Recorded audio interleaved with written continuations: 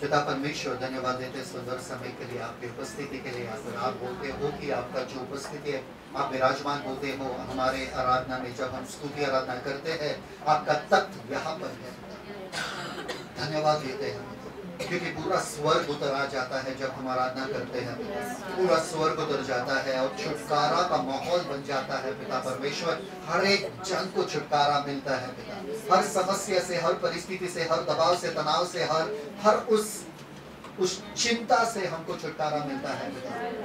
कल की चिंता ना कर, आपने कहा पिता। धन्यवाद, धन्यवाद। जैसे हम आपके हुजूरी में झुकते हैं पिता, जैसे सजदा करते हैं, जैसे आपकी स्तुति और परस्तिश करते हैं पिता परमेश्वर, हमारा जीवन बदल जाता है, हमारा नजरिया बदल जाता है। हम जो देखते हैं वो अनदेखी बातों पर हमारा ध्यान आ जाता है पिता परमेश्वर, स्वर्गीय बातों पर हमारा ध्यान लग जाता है पिता। जैसे हम आपके वचन से सीखने वाले, पवित्र आत्मा हमसे बातें कीजिए ताकि हमारा जीवन बदल जाए और ताकि हमें वो परिवर्तन आ जाए, बेदारी आ जाए। धन्यवाद पिता परमेश्वर आपके वचन के लिए। यीशु मसीह के मीठे नाम में मांगते हैं, स्वीकार कबूल कर। आमीन।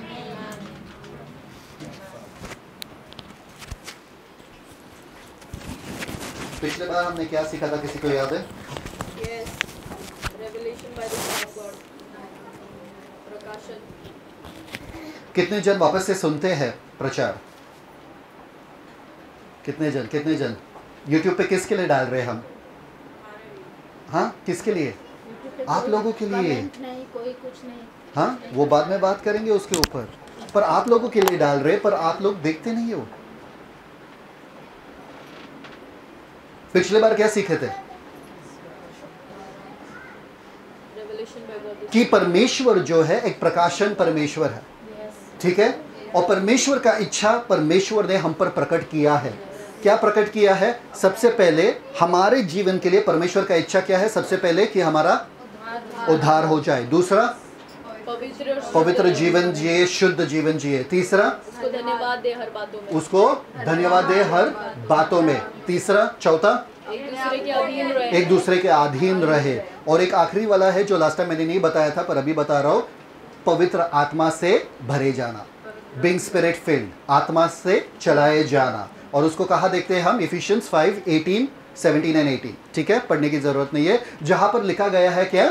कि परमेश्वर के इच्छे को जान लो और दारू से मतवाले ना हो जाओ, वरन पवित्र आत्मा से भरते रहो। आत्मा से भरते रहो। समझ में आया कि नहीं आया? तो परमेश्वर का ये भी योजना है आपके जीवन में कि आप आत्मा से भरते जाए और भरते रहो, ठीक है? उसके बाद हमने देखा कि परमेश्वर का जो इच्छा है वो कैसे प्रकट होता है। एक, सृष्टि से। दूसरा, यीशु मसीह से। तीसरा, आत्मा से। चौथा, वचन से। पांचवा, संतों से। समझ में आ रहा कि नहीं आ रहा? और दो चीज है, परमेश्वर के इच्छे को जानना और परमेश्वर के इच्छे को करना। परमेश्वर के इच्छे को जानना क्या होता है? दूध होता है। परमेश्वर के इच्छे को करना मतलब भोजन होता है। और यीशु मसीह ने कहा, मैं परमेश्वर के इच्छे को करने के लिए यही मेरा भोजन है। समझ में आया कि नहीं आया? ठीक है। तो जब हम ये पढ़ रहे हैं, पौलुस ने कहा हमको कि परमेश्वर एक क्या है? प्रकाशित करने वाला परमेश्वर है। अपने इच्छे को वो प्रकट करता है, ठीक है? तो हम सोचते पूरा बाइबल देखना पड़ेगा क्या? पॉल पूरा बाइबल देखना पड़ेगा क्या कि परमेश्वर का इच्छा क्या है? पौलुस कहता नहीं, मैं तुमको बताता हूं परमेश्वर का इच्छा क्या है। अगले ही वचन में हमको परमेश्वर का वो पूरा, संपूर्ण, परिपूर्ण, सिद्ध इच्छा पता चलता है, ठीक है? तो पहले हम 8वां वचन, 9वां वचन पढ़ेंगे। इफिसियोंस का पहला अध्याय इसका 9 वचन। Read from this. इफिसियोंस का पहला अध्याय इसका 9वां वचन। This is the 9th verse, 10th it is ना? 9 and 10 बोथ। परमेश्वर ने अब हमें मसीह के बारे में अपनी रहस्यमय इच्छा प्रकट की है। क्या किया है? परमेश्वर ने मसीह के बारे में अपना रहस्यमय इच्छा प्रकट की है। ना मसीह के बारे में, मसीह में परमेश्वर का इच्छा प्रकट किया। क्या प्रकट किया? जो कि उसकी अपनी इच्छा योजना को पूरा करने के लिए है।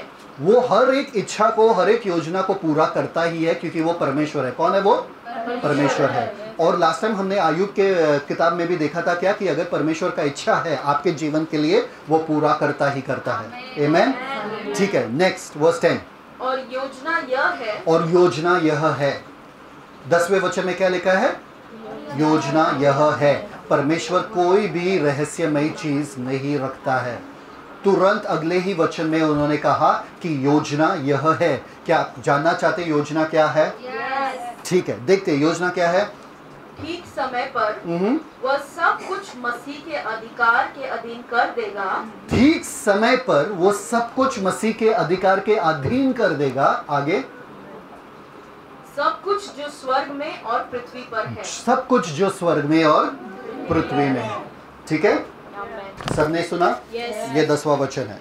तो मसीह का हमको योजना पता चला, परमेश्वर का योजना पता चला। परमेश्वर का योजना क्या है? कि सब कुछ जो कुछ भी है वो मसीह के अधीन हो जाएगा, अधिकार के अधीन कर देगा। कौन? परमेश्वर। तो यहाँ पर हम आज का टॉपिक ये है reunion by God the son. Reunion का मतलब क्या है? सब कुछ एक में इकट्ठा करना। सब कुछ एक में इकट्ठा करना। ओके, और हम देखेंगे 5 मुद्दे आज। सब लोग है मेरे साथ? यस। 5 मुद्दे हैं। हाँ, 5 मुद्दे देखेंगे आज। सबसे पहला मुद्दा the plight. P, the plight. Plight का मतलब है समस्या। ठीक है, अभी 1 मिनट। हाँ, कम कम, इस तरह नानू कम, फास्ट। ठीक है, अभी एक परिवार है। Okay, stand side, face that side, बस। ओके, एक परिवार है। एक परिवार में पिता है। सोचो, ये पिता है। एक परिवार में पिता है और 2 बेटे हैं। एक परिवार में पिता है, 2 बेटे हैं। सबसे पहले बेटे को, क्योंकि ये वाला छोटा था, सबसे पहले बेटे को कहा कि जा, मैंने एक सुंदर घर खरीदा है, मैंने सुंदर घर बनाया है, मैंने एक सुंदर बगीचा वगैरह सब वहां पर रखा है, अच्छे से उसका ख्याल रखना, अच्छे से उस पर नजर रखना कि कोई उसे खराब ना करे, क्योंकि वो बहुत मेहनत से बनाया मैंने। तो पहले वाले बेटे को कहा जा और क्या कर, उसका ख्याल रखना। तो पहले वाले बेटे क्या कहा? गया वहां पर ख्याल रखने के लिए। पर जब वो वहां पर गया ख्याल रखने के लिए, वो रख नहीं पाया।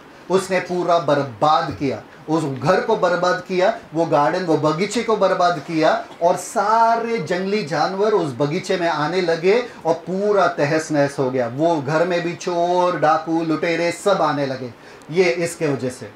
और ये डर के मारे ये सब कुछ छोड़कर भागे। डर के मारे क्या? ये सब कुछ छोड़कर भाग गए। ये वाला बेटा अभी इनके दिमाग में आया, अब ये सीधा करेगा कौन? अब ये सीधा करेगा कौन? क्योंकि ये उस टाइम पे नहीं थे, ये वो टाइम पे इतना नहीं थे। तो उन्होंने कहा चलो मेरे दूसरे बेटे को भेजना पड़ेगा सब कुछ सीधा करने के लिए। मेरा दूसरा बेटा जो है आज्ञाकारी है, मेरा दूसरा बेटा जो है वो सब कुछ अच्छा से कर देगा। सब डाकू, चोर वगैरह जो भी बैठे हैं वहाँ पे, जंगली जानवर जो भी है, वापस से वो बगीचा सुंदर बनाएगा और मुझे वापस से लौटा देगा। जो बर्बाद इसने किया और करके भाग गए, इसको वो पूरा करेगा, उसको वो सुंदर बनाएगा। इसलिए बाप ने इसको भेजा, और इसको जब भेजा ये आया और सारे चोर, लुटेरे वगैरह जो भी थे उन सबको भगाया, वो घर को वापस से सुंदर बनाया, और घर को सुंदर बना के ये वापस से पूरे घर को इनके हवाले कर दिए और बोले पापा देखो तुम्हारा घर वापस से सुंदर हो गया, जैसे कि तुमने रखा था, तुमने बनाया था, अब सब कुछ तुम्हारे अधीन है और मैं तुम्हारे अधीन हूँ। हालेलुया। समझ में आया कि नहीं आया? ये कौन है? ये आदम है। आदम ने सब कुछ बर्बाद किया, यीशु मसीह ने सब कुछ ठीक किया, और यीशु मसीह ने सब कुछ ठीक करके वापस से पिता के पास लौटा दिया। आमीन। आज का संदेश इतना ही है, हो गया, खत्म हो गया। ये वचन का मतलब यही है। तो सबसे पहले हम देखते हैं परिवार जो बर्बाद हुआ। सबसे पहले क्या? समस्या, परिवार जो बर्बाद हुआ। यशाया का 53, यशाया 53:6, यशाया 53:6 में क्या लिखा है? यशाया उसका 53 अध्याय उसका 6 वचन। हाँ, 53:6 उसका 6 वचन। हम तो सबके सब लोग बोलो, हम तो सबके सब क्या? भेड़ों के समान भटक गए थे। भेड़ों के समान भटक गए थे। कहाँ भटके, कहाँ भटके हम? दुनियादारी में, दुनिया के तरफ। किसी को मसीह नहीं चाहिए, किसी को परमेश्वर नहीं चाहिए। हम सबको क्या चाहिए? हमारे खुद के लत, हमारे खुद के नशे, हमारे खुद के इच्छा, हमारे खुद का मर्जी, सब कुछ हमको ही चाहिए। हम परमेश्वर से दूर गए। एक आदमी को ना, एक बगीचा को अगर आप ऐसे ही छोड़ दोगे, उसमें फूल आएंगे क्या? नहीं। क्या आएगा उसमें? कांटे। और क्या झाड़? कौन सा? जंगली झाड़ आएंगे। क्यों? क्यों? क्यों? क्योंकि कोई रखवाली नहीं। क्योंकि वो जमीन के फितरत में ही है कि अगर उसको ख्याल नहीं रखोगे तो वो जंगली चीजें ही उत्पन्न करेगा। आपका, आपके शरीर का फितरत ही यही है कि आप अगर परमेश्वर के पास नहीं जाओगे तो जंगली चीजें ही आपके जीवन से उत्पन्न होगा। आप ऑटोमेटिकली परमेश्वर से प्यार करना नहीं चालू करोगे। आपको बाइबल पढ़ना है, आपको परमेश्वर को जानना है, फिर ही आप परमेश्वर से प्यार कर सकते हो। नहीं, मुझे लग नहीं रहा चर्च जाने के लिए, मुझे लग नहीं रहा बाइबल पढ़ने के लिए, मुझे लग नहीं रहा। कैसा लगेगा? नहीं, मुझे लग नहीं रहा है बीज बोने के लिए, तो आएगा क्या झाड़? आपको हर रोज बीज बोना पड़ेगा, हर रोज उसका ख्याल रखना पड़ेगा, फिर ही वो झाड़ आके खूबसूरत बनेगा। हाँ या ना? नेचुरली, स्वाभाविक रीति से आप परमेश्वर के ओर नहीं आते हो। आप परमेश्वर की चीजों में आपका मन नहीं लगेगा। आज मन नहीं लग रहा प्रार्थना करने को, फिर भी प्रार्थना करो। आज मन नहीं लग रहा बाइबल पढ़ने का, फिर भी बाइबल पढ़ो। आज मन नहीं लग रहा चर्च जाने, फिर भी चर्च जाओ। ये आपका जिम्मेदारी है, क्योंकि भेड़ों के नाई हम सब भटक गए और हमारे मन की इच्छा ही नहीं है कि वापस से परमेश्वर के पास आए।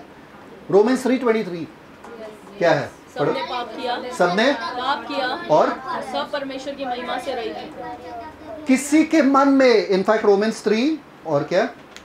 Thank you father. Romans 3, open Romans 3:10, sorry, Romans 3:10। सबने पाप किया। रोमन्स 3:10, 3:10, रोमी 3:10। रोमियो उसका 3रा अध्याय उसका 10वां वचन, कोई भी धर्मी नहीं, एक भी नहीं। कोई भी धर्मी नहीं, एक भी नहीं। उसके बाद वो कहता है ये जो लोग हैं कैसे होते हैं। आप पढ़ते जाओ, इनका मन प्रभु के बातों पे लगता ही नहीं है। अगर आपका मन प्रभु के बातों पे नहीं लग रहा है ना कहीं आपको पता होना चाहिए कि आप गलत रास्ते पे जा रहे हो। समझ में आ रहा है कि नहीं आ रहा? तो यहाँ पर प्रॉब्लम क्या है? परिवार में अनबन हुआ, परमेश्वर के परिवार में अनबन हुआ। सारे बच्चे कहाँ गए? अपने अपने राह पर, अपने अपने तौर तरीकों पर। कोई समझने वाला है ही नहीं, कोई चाहता नहीं है कि वो परमेश्वर के पास आए। दूसरा मुद्दा, पहला मुद्दा क्या था? समस्या। दूसरा मुद्दा क्या है? वादा। पर परमेश्वर ने पुराने नियम में वादा किया कि मैं अपने परिवार को वापस से खींच लाऊंगा। परमेश्वर ने क्या कहा? मैं हर एक जन को, मेरे परिवार को वापस से खींच लाऊंगा। ऐसा उन्होंने वादा किया। कहां पर वादा किया? पुराने नियम में। Read Isaiah 22, 2-4। Thank you father. यशाया 2:2-4। यशाया 2:2-4, सॉरी। यशाया 2 उसका 2 से 4। अंत के दिनों में ऐसा होगा कि यहोवा के भवन का पर्वत सब पहाड़ों पर दृढ़ किया जाएगा और सब पहाड़ियों से अधिक ऊंचा किया जाएगा और हर जाति के लोग धारा के समान उसकी ओर चलेंगे। हर जाति के लोग धारा के समान परमेश्वर के पवित्र पर्वत के पास चले आएंगे और बहुत से देशों के लोग आएंगे और आपस में कहेंगे, आओ हम यहोवा के पर्वत पर चढ़कर याकूब के परमेश्वर के भवन में जाएं। आओ हम चढ़कर परमेश्वर के भवन में जाएं। मतलब एक दूसरे से लोग कह रहे। आज एक दूसरे से लोग क्या कहते? चलो चलो क्या करते? पार्टी जाते। चलो क्या करते? पिकनिक जाते। चलो क्या करते? नशा करने के लिए जाते। निशा नहीं, नशा है ना? समझ में आ रहा है कि नहीं आ रहा है? आज कुछ और कह रहे लोग, पर उस समय में लोग कहेंगे चलो हम परमेश्वर के पवित्र पर्वत पे जाएंगे परमेश्वर की आराधना करने के लिए। ऐसा समय आने वाला है आगे। तब वह हमको अपने मार्ग सिखाएगा और हम उसके पथों पर चलेंगे। तब वो हमें अपना मार्ग सिखाएगा और हम उसके क्या करेंगे? पथों पर चलेंगे, उनके राह पर चलेंगे। ऐसा परमेश्वर ने वादा किया। यहाँ पे दानियेल 2:44 पढ़ो। दानियेल 2:44, सॉरी। दानियल का किताब 2:44।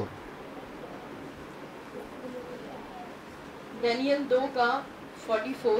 उन राजाओं के दिनों में स्वर्ग का परमेश्वर एक ऐसा राज्य उदय करेगा जो अनंत काल तक न टूटेगा और न वह किसी दूसरी जाति के हाथों में किया जाएगा, वरन वह उन सब राज्यों को चूर चूर करेगा और उनका अंत कर डालेगा और वह सदा स्थिर रहेगा। दानियल नेबुकदनेस्सर को कह रहा है राजा, तेरा जो राज्य है वो खत्म होगा, तेरा राज्य खत्म होने के बाद दूसरा राज्य आएगा, वो भी खत्म होगा, तीसरा राज्य आएगा, वो भी खत्म होगा, चौथा राज्य आएगा। उस समय में राजाओं को डर लगा रहता है कि हमारा राज्य खत्म ना हो जाए, दुश्मन हम पे आक्रमण ना करे, हमेशा डर लगा रहता था।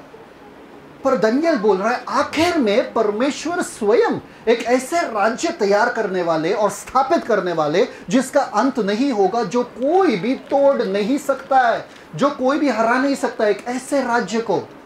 और वो राज्य कौन बनाएगा? परमेश्वर खुद बनाएंगे।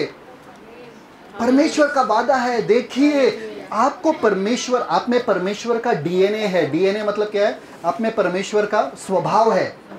जब परमेश्वर समस्या देखता है कि परिवार में समस्या आया है, तुरंत परमेश्वर कुछ और करते हैं, वादों को देखता है।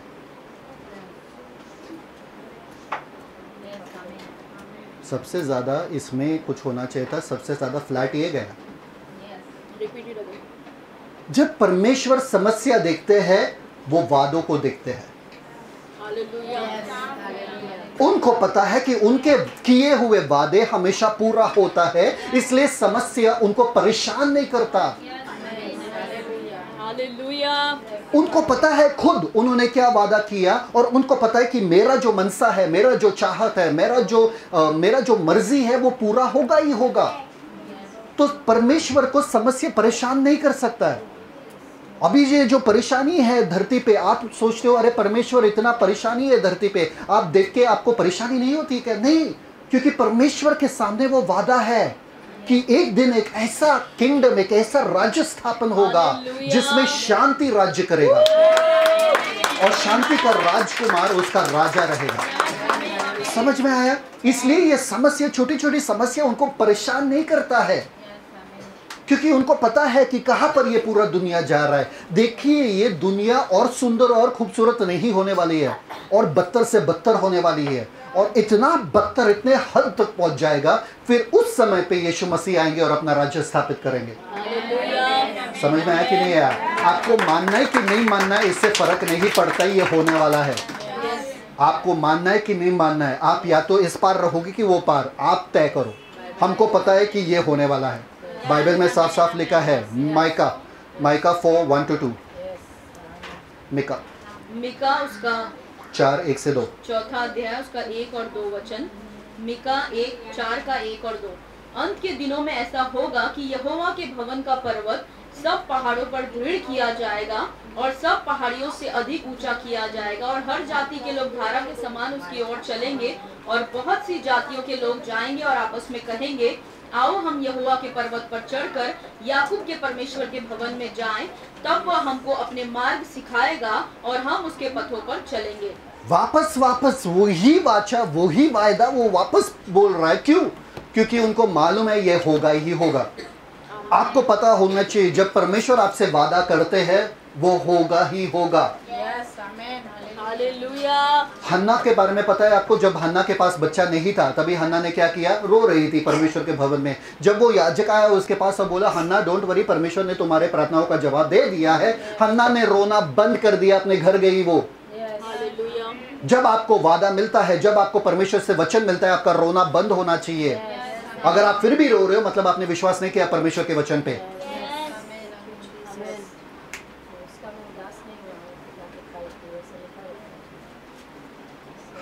परमेश्वर के वचन को, वादे को अगर आपको मिल गया ना, आपका पूरा मूड बदल होना चाहिए। आप उदास रह नहीं सकते हो, क्योंकि परमेश्वर कभी अपने वादों पे मुकरता नहीं है। हम लोगों ने धोखा इतने बार खाया ना जिंदगी में कि हमको परमेश्वर पे भी शक होने लगता है कि परमेश्वर, पूरी दुनिया ने तो हमको धोखा दिया, शायद से तुम भी हमको धोखा दे रहे। क्यों? हमको लगता है अरे पिछले बार देखो ये हुआ हमारे साथ, तुमने वो नहीं किया, ये नहीं किया, वो नहीं किया। और परमेश्वर के वादों को, यीशु मसीह में परमेश्वर का हर एक वादा हाँ और आमीन है। मतलब अगर परमेश्वर ने वादा किया तो आप हाँ बोल सकते हो। क्या ये वादा मेरे लिए? हाँ, ये वादा मेरे लिए। और उसके ऊपर आप क्या बोलोगे? आमीन। मतलब ऐसा ही होगा। इसलिए जब आप समस्या में है, परमेश्वर जो करता है वही आपको करना है। वादे को ढूंढो, वचन को ढूंढो, और वो वचन को पकड़ के दृढ़ रहो और अपने जड़ों को मजबूत करो उस वचन में। बोलो, परमेश्वर अगर तुमने वचन में कहा कि यीशु के कोड़े खाने से मैं चंगा हो चुका हूं, मतलब मैं चंगा हो चुका हूं। अगर आपने अपने वचन में कहा कि मेरा जो घर है वो आशीषित है, तो मेरा घर आशीषित है। अगर आपने कहा कि आप अपने प्रियजनों को अच्छा नींद देते हो, तो मैं अच्छा नींद मुझे होना ही होना चाहिए। समझ में आया कि नहीं आया? वचन में ढूंढो और उस वचन को पकड़ के रखो, क्योंकि परमेश्वर अपने वादे को कभी तोड़ता नहीं है। आपको पता है, कभी भी आप जब कुछ चीज खरीदते हो उसका रिसीट लेते हो, क्यों? पर्ची लेते हो कुछ, क्यों? क्यों? वो साबित करने के लिए दुकानदार को कि तुमने इस दुकान से ही चीज लिया है, खरीदा है। रखते हो कि नहीं रखते हो? वारंटी, गारंटी, फ्रिज का गारंटी, फ्रिज का वारंटी रखते हो कि क्यों नहीं? क्यों रखते हो? किसके लिए रखते हो? अपने लिए रखते हो कि सामने वाले के लिए रखते हो? सामने वाले के लिए। कि उनको साबित करने के लिए कि मेरे पास पर्ची है, कि मैंने यहां से लाया। वैसा ही वादा होता है परमेश्वर का। आप पकड़ के रखना। अब हिब्रूज में लिखा है, hold fast to the confession of your faith, profession of your faith. मतलब जो आपने विश्वास रखा है उसको दृढ़ पकड़ के रखना और वो ही बोलते रहो। अपने शब्दकोश याद है? अपने शब्दों को बदलो मत। पहले अगर आप कुड़कुड़ा रहे हो, हबक्कुक के जैसा, वो तो कुड़कुड़ा रहा था, पर जब वो उसको परमेश्वर का दर्शन मिला, उसने परमेश्वर को देखा, वो गाना गाने लगा और उसका पूरा मन, पूरा स्थिति, परिस्थिति बदल गया। वो बोला, अब मैं कुड़कुड़ाऊंगा नहीं, अब मैं परमेश्वर का स्तुति करूंगा। आपका बदलना चाहिए परिस्थिति, जब आपको पता है कि परमेश्वर अपने वादों पे खरे उतरते हैं। परमेश्वर जब समस्या देखते हैं, समस्या बहुत छोटा होता है उनके वादे के सामने। ठीक है। थर्ड, अभी ये जो वादा है उसके लिए एक दाम चुकाना पड़ा। सबसे पहले क्या है? समस्या। दूसरा क्या है? वादा। तीसरा क्या है? दाम। किसी को तो दाम चुकाना पड़ा, और वो दाम किसने चुकाया? Philippians 2:6-8। Philippians 2, Philippian 2:6-8। Thank you father. सब लोग हैं मेरे साथ? यस। फिलिपियो 2 अध्याय उसका 6 से 8 वचन, जिसने परमेश्वर के स्वरूप में होकर भी परमेश्वर के तुल्य होने को अपने वश में रखने की वस्तु न समझा। ये किसके बारे में कह रहा है? यीशु मसीह के बारे में कह रहा है कि यीशु मसीह परमेश्वर खुद थे, स्वयं थे, और यीशु मसीह ने परमेश्वर के तुल्य रहने का, किसी चीज को मतलब पकड़ के रखने का नहीं समझा, पर वो क्या हो गए वहां पे? आगे, वरन अपने आप को ऐसा शून्य कर दिया। क्या कर दिया? शून्य। सब लोग बोलो, शून्य। शून्य। किसने किया? यीशु ने। सबसे ज्यादा अगर कोई है ना योग्य, वो यीशु मसीह है। यीशु मसीह ने अपने आप को शून्य क्यों किया? किसकी वजह से? किसकी वजह से? आपके वजह से। यीशु मसीह स्वयं परमेश्वर, उन्होंने अपने आप को शून्य किया आपके वजह से। और आपको घमंड है अपने बारे में, किस चीज का?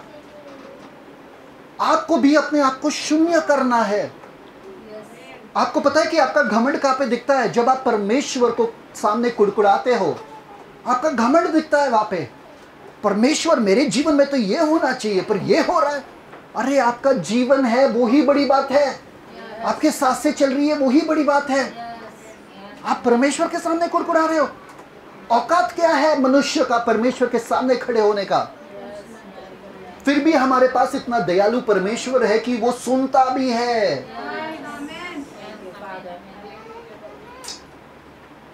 चाहे तो ऐसे पल भर में चुटकी में भस्म कर दे आपको। कहाँ रहोगे आप?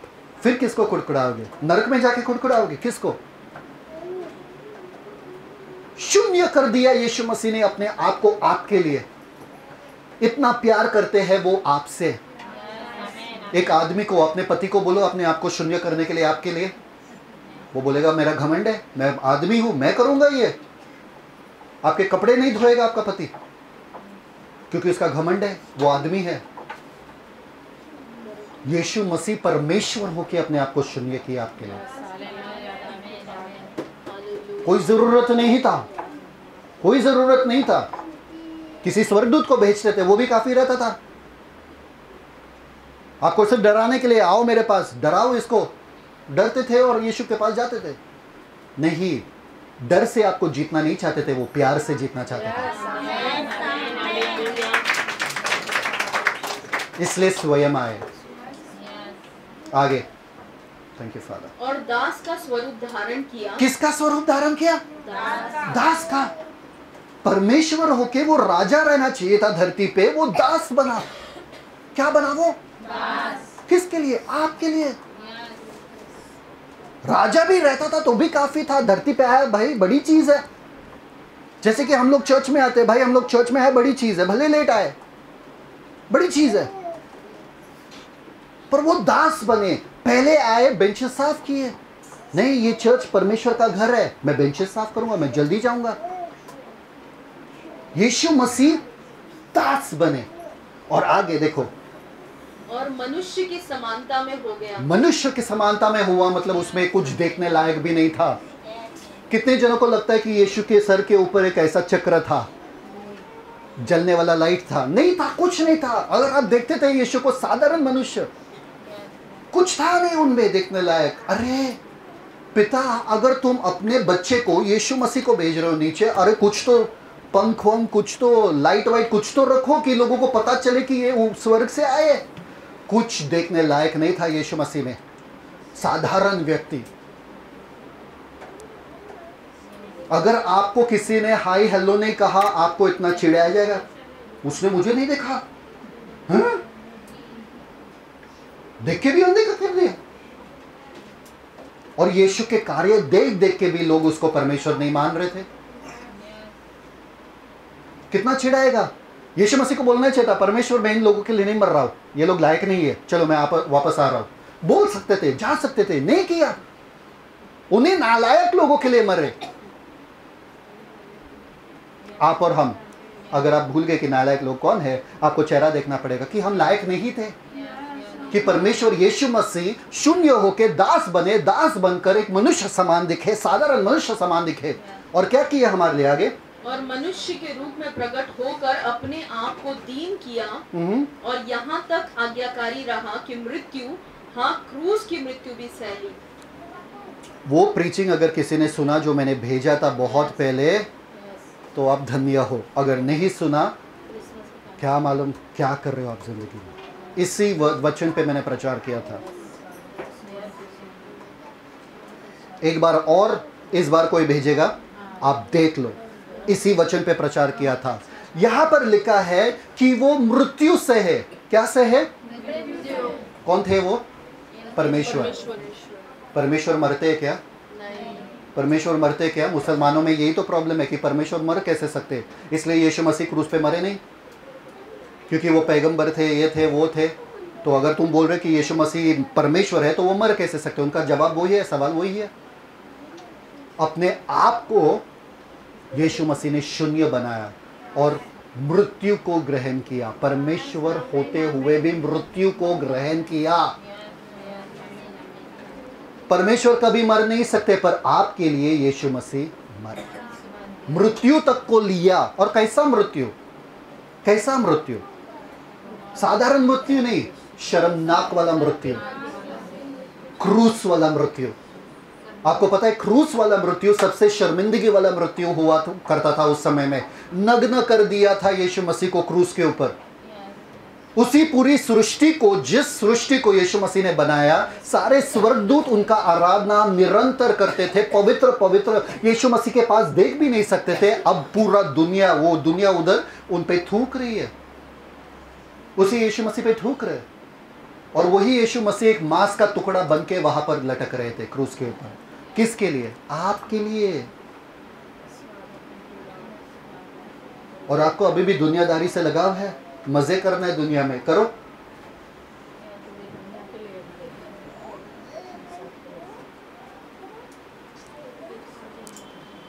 जब परमेश्वर अपने वादे पे इतना अटल रहते हैं, उनको मालूम है वो वादों का जो जड़ है वो यीशु मसीह का क्रूस है।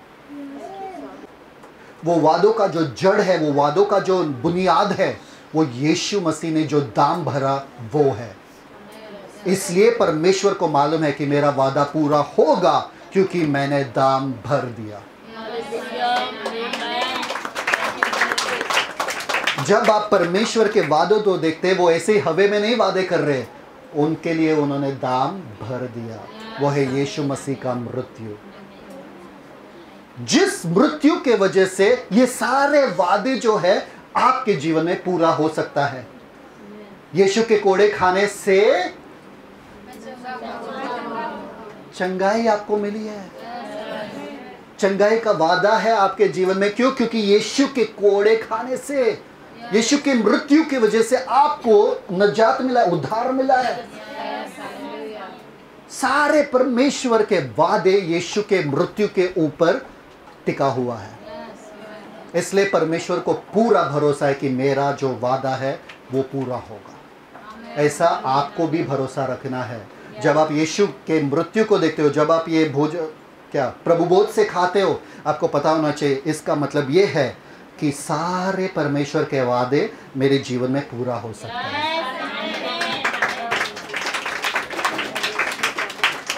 ऐसा प्यार उन्होंने हमसे किया। Matthew, thank you father, Matthew 20 verse 28। मत्ती उसका 20वां अध्याय उसका 28 वचन। मत्ती 20 का 28। जैसे कि मनुष्य का पुत्र वह इसलिए नहीं आया कि उसकी सेवा टहल की जाए, परंतु इसलिए आया कि आप सेवा टहल करें और बहुतों की छुड़ौती के लिए अपने प्राण दे। बहुतों के छुड़ौती के लिए क्या? अपना प्राण दे। उन्होंने अपना प्राण दिया ताकि आप आजाद हो जाए। बताओ जरा, ऐसा प्यार आपसे किसी ने किया? खुद वो लोग मरे ताकि आप जिंदा बचे। कोई है ऐसा? वो खुद भाग जाएंगे उधर से, वहां से खुद भाग जाएंगे। अगर देखना ही है, ट्राई करना है, तो कभी कभी अपने फेवरेट दोस्त के साथ कुत्ते के सामने जाना। वो कुत्ता भौंकते हुए आएगा ना, सबसे पहले आपका दोस्त आपको छोड़ के जाएगा। आपको बचाएगा कुत्ते से? आपका दोस्त खुद को बचाएगा, अपने आप को बचाएगा, भाग जाएगा आपको छोड़ के। उतने में ही आपको पता चलता है कौन आपके साथ खड़ा है। यीशु मसीह आए अपना प्राण सबके देने के लिए ताकि सब लोग आज़ाद हो जाए। आज जो आप आज़ाद हो, यीशु मसीह के प्राण देने की वजह से। पर यीशु मसीह कुछ करने वाले। Hebrews 9:28। Hebrews 9:28। Thank you father.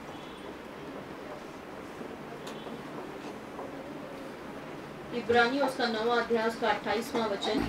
वैसे ही मसीह भी बहुतों के पापों को उठा लेने के लिए एक बार बलिदान हुआ। मसीह बहुतों के पापों को उठाने के लिए एक बार वो क्या हुए? बलिदान हुए एक बार। अब आगे। और जो लोग उसकी बाट जोते हैं, जो लोग उसके आप बाट जो रहे, हाँ, कभी भी आ सकता है मसीह। लोग तैयार है क्या? आमीन। आगे। जो लोग उसके बाद जो रहे, उनके उद्धार के लिए दूसरी बार बिना पाप उठाए हुए दिखाई देगा। उनके लिए दूसरे बार आ रहा है वो। उनके लिए क्या आ रहा है? दूसरे बार आ रहा है। यीशु मसीह फिर से आ रहे हैं।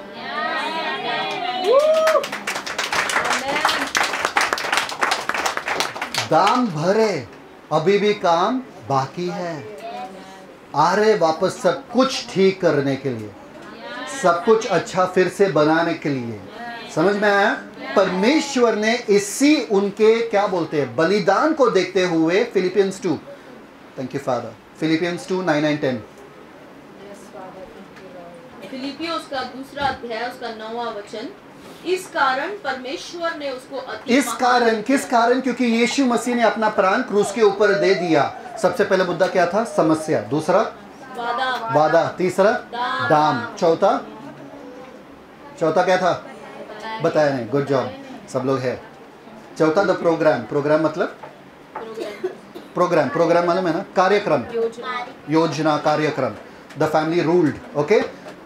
2:9। फिलिपियों 2 का 9। इस कारण परमेश्वर ने उसको अति महान भी किया। इस कारण परमेश्वर ने किसको? यीशु मसीह को अति महान कर दिया।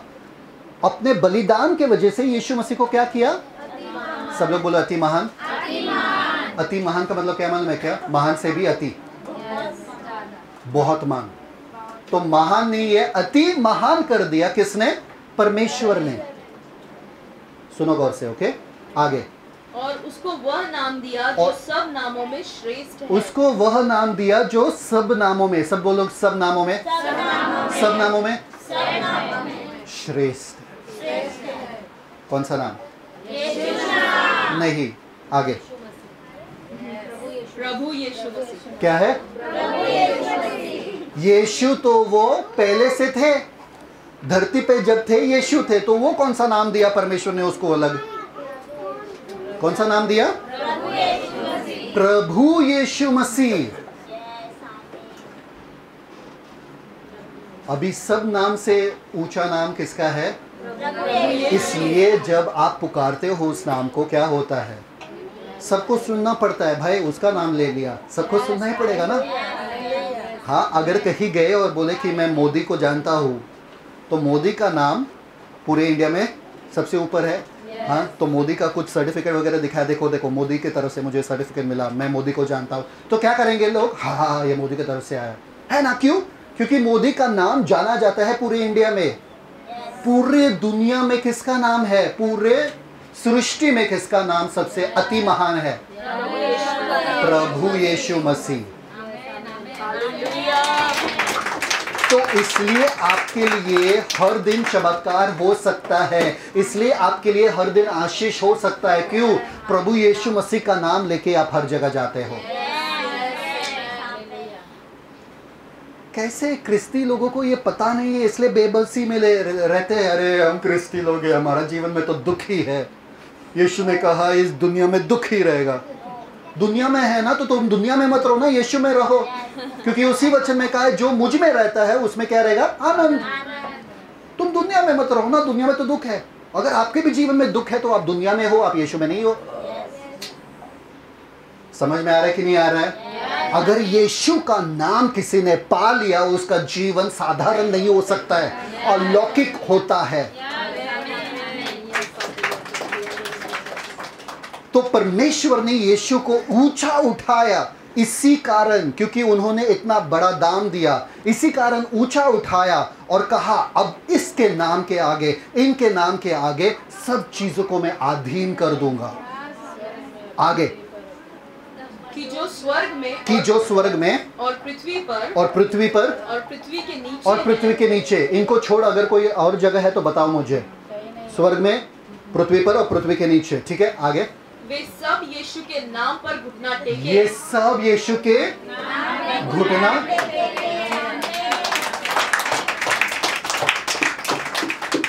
एक चीज मैं कह रहा हूं आप लोगों से, अगर आपको विश्वास करना है कि नहीं करना है, एक दिन सबको घुटना टेकना ही टेकना है, फर्क नहीं पड़ता है।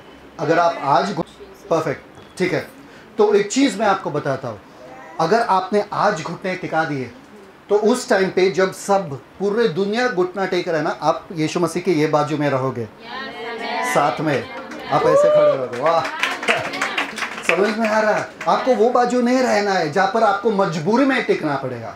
आपको ये बाजू में रहना है जहाँ पे आपके मर्जी के साथ आप यहाँ पे हो, टेक रहे हो। समझ में आया? क्योंकि हर घुटने को टेकना ही पड़ेगा। आप विश्वास करोगे ना करो, आपको टेकना ही पड़ेगा घुटना। समझ में आया? ये मजाक नहीं है, ये हकीकत है, ये सत्य है।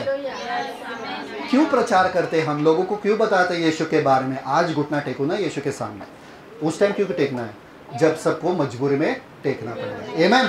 सब लोग हैं मेरे साथ? आगे। और परमेश्वर पिता की महिमा के लिए हर एक जीव अंगीकार कर ले कि यीशु मसीह ही प्रभु है। हर एक जीव क्या अंगीकार करेगा? कि यीशु मसीह ही प्रभु है। यीशु मसीह ही प्रभु है। आपके जीवन के प्रभु आज है क्या? अगर यीशु मसीह आज आपके जीवन के प्रभु है तो आपके जीवन में हर दिन परमेश्वर के हर वादे पूरे होते रहते हैं। आमीन। क्योंकि आपको वो एक्सेस मिला है, अधिकार मिला है। आपको सुकून से रहना चाहिए, आपको हर दिन आनंद में रहना चाहिए। किस बात का आपको परेशानी हो बताओ मुझे? किस बात का? देखो ना, बड़ा पिक्चर देखो। आपको छोटा छोटा दिख रहा है इसलिए आप परेशान होते हो, अरे मेरा ये नहीं चल रहा, मेरा गैस नहीं चल रहा, मेरा लाइट नहीं चल रहा, मेरा ये नहीं चल रहा है। छोटे छोटे, मेरे पास पैसा नहीं है। बड़ा पिक्चर देखो ना, कि अगर मैं परमेश्वर के योजना का इतना बड़ा अहम हिस्सा हूं, तो ये छोटे छोटे चीजें क्या है? क्या है ये छोटे छोटे? कुछ भी नहीं उसके सामने।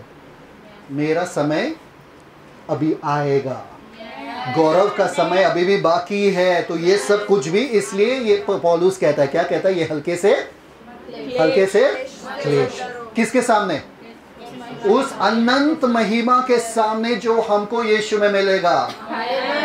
इसलिए हम अनदेखी बातों पर अपना ध्यान लगाया बैठे थे, देखी हुई बातों पर नहीं। इसलिए पौलुस कहता है कि ये छोटी छोटी बातें मुझे हिलाती नहीं है, कोई भी बातें मुझे हिला नहीं सकती है। क्यों? क्योंकि मेरा दृढ़ विश्वास है कि मैं यीशु में मजबूत हूं और मैं जानता हूं मैंने किस पे विश्वास किया है। क्या आप जानते हो कि यीशु पे विश्वास किया तो आपका नाव कभी भी डूब नहीं सकता है? कोई भी आंधी हो, कोई भी तूफान हो, आप कभी भी हार नहीं सकते हो, आप मर नहीं सकते हो। यीशु ने कहा उस पार जाओगे मतलब जाओगे। डर क्यों लग रहा है? जान लो आपके यीशु मसीह को। जब आप जानते हो ना, आप कैसे रहोगे मालूम है क्या? बिंदास। वो मालूम है ना किसके बारे में? Fox and the lion who said that I am the king of the jungle. Who was it? Fox and the lion, है ना। एक बार फॉक्स लोमड़ी गया था शेर के पास। लोमड़ी गया था ना, शेर के पास गया था लोमड़ी, और शेर को बोला मैं राजा हूं पूरे जंगल का। शेर ने बोला है लास्ट टाइम मुझे पता था मैं राजा था। बोले नहीं, अरे अब बदल चुका है, सब लोग मुझसे डरते, तुमसे कोई नहीं डरता। बोलते चल ऐसा थोड़ी हो सकता है। बोले चलो जाके देखते हैं। और वो लोमड़ी आगे आगे चल रहा था, वो शेर पीछे पीछे आ रहा था, और सब भाग रहे, सब चुप रहे। बोला लोमड़ी बोला देखो शेर को, देखो सब लोग मुझे देख के डर रहे। वो शेर भी शौक हो गया, अरे हाँ रे लोमड़ी को देख के डर रहे। पर लोमड़ी को पता था कि मुझे देख के नहीं डर रहे वो लोग। समझ में आया? आप बिंदास रहोगे जब आपके पास शेर है। सब डरेंगे आपसे। बिंदास रहो, कभी भी किसी भी हालत और परिस्थिति से मत डरना। आमीन। Next Ephesians 1:22। Thank you father. इफिशियों का पहला अध्याय उसका 22 वचन। इफिशियों 1 का 22। और सब कुछ उसके पांव तले कर दिया और उसे सब वस्तुओं पर शिरोमणि ठहराकर कलीसिया को दे दिया। वाह! सब चीजों को, सब वस्तु को, बोलो सब वस्तु, सब वस्तु। जो भी आप चाहते हो, जो कुछ परेशान कर रहा है आपको, सारे के सारे वस्तु कहाँ पर है? किसके पैरों के नीचे? यीशु मसीह के पैरों के नीचे है। और यीशु मसीह को दिया गया है। किसको दिया गया है? कलीसिया को। तो आपके पैरों के नीचे क्या है फिर? सारी चीजें। क्योंकि यीशु मसीह जब आपके पास है, अगर यीशु मसीह के पैरों के नीचे सारी चीजें हैं, तो आपके पैरों के पास, आपके पैरों के नीचे क्या है? ठीक है, एक चीज मुझे बताओ। अभी सपोज इनको अगर मैंने उठा लिया, मैं चल रहा हूं और इनको मैंने गोद में उठा लिया, इन मेरे पैरों के नीचे जमीन है। क्या है? इनके पैरों के नीचे क्या है? जमीन है ना यार? जमीन है ना? पर ये मेरे हाथों में महफूज है, इनको चलना नहीं पड़ रहा है, मैं चल रहा हूं। यीशु मसीह ऐसे ही है। यीशु मसीह कलीसिया को दिए गए हैं। यीशु मसीह चले और हमको गोद में उठा कर लेके गए। अबे तुम फिक्र मत करो, सारे समस्या तुम्हारे पैरों के नीचे, मतलब मेरे पैरों के नीचे है। तुमको समस्या के बारे में सोचना भी नहीं है। क्या ये बच्चा अगर मेरे गोद में है, वो सोचेगा क्या अरे देखो खड्डा है, अरे देखो पत्थर है, कुछ सोचेगा क्या? टेंशन नहीं लेगा। जब आप गोद में रहते हो टेंशन लेते हो क्या? नीचे क्या है? आप ऊपर ही देखो, अरे ऐसा है आप रहना चाहिए, क्योंकि आप परमेश्वर के हाथों में महफूज हो। आप उनके गोद में बैठे हो, आराम से बैठो। कुछ बच्चे गोद में बैठ के सुसु करते हैं, आप बिंदास कुछ भी कर रहे हो, क्योंकि आप परमेश्वर के गोद में बैठे हो। आपको ये सब की चिंता नहीं करना है, जो चल रहा है उनको चिंता करना है। यीशु मसीह उन्हीं राहों से चले और आपको उठा लिए और बोल रहे मैं आपको उठा रहा हूं। ताकि आपको ठेस ना पहुंचे, ताकि आपको चोट ना लगे। वो तेरे पैरों को चोट लगने ना देगा। क्या है वो? फिसलने नहीं देगा। तेरे पांव से पत्थर से ठेस ना लगे। क्यों? आप उड़ रहे हो, आप उनके गोदी में उड़ रहे हो।